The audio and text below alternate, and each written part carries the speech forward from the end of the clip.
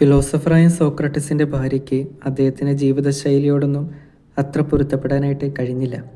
ഒരിക്കൽ അദ്ദേഹം തൻ്റെ വീട്ടിലെ ശിഷ്യന്മാർക്ക് ക്ലാസ് എടുത്തുകൊണ്ടിരിക്കുന്ന സമയത്ത് എന്തോ കാര്യത്തിന് ഭാര്യ ദേഷ്യപ്പെടുകയാണ്. എന്തൊക്കെ അവിടെ നിന്ന് വിളിച്ചു പറയുന്നുണ്ട്. പക്ഷേ ഇതൊന്നും ശ്രദ്ധിക്കാതെ വളരെ കൂളായി അദ്ദേഹം ക്ലാസ് എടുത്തുകൊണ്ടിരിക്കുകയാണ്. ഇത് കണ്ട ഭാര്യയ്ക്ക് പിന്നെയും ദേഷ്യമായി. ഒരു പാത്രത്തിൽ വെള്ളം കൊണ്ടുവന്ന് അദ്ദേഹത്തിൻ്റെ തലവഴി ഒഴിക്കുകയാണ്.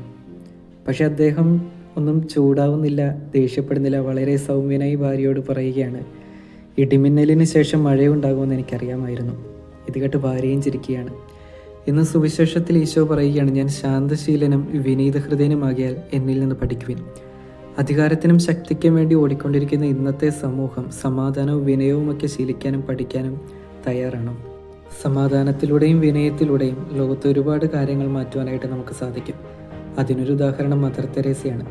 സുവിശേഷ ഭാഗ്യങ്ങളിൽ നാം വായിക്കുന്നുണ്ട്, ശാന്തശീലർ ഭാഗ്യവാന്മാർ, അവർ ഭൂമി അവകാശമാക്കും. സമാധാനം സ്ഥാപിക്കുന്നവർ ഭാഗ്യവാന്മാർ, അവർ ദൈവപുത്രന്മാരെന്ന് വിളിക്കപ്പെടും.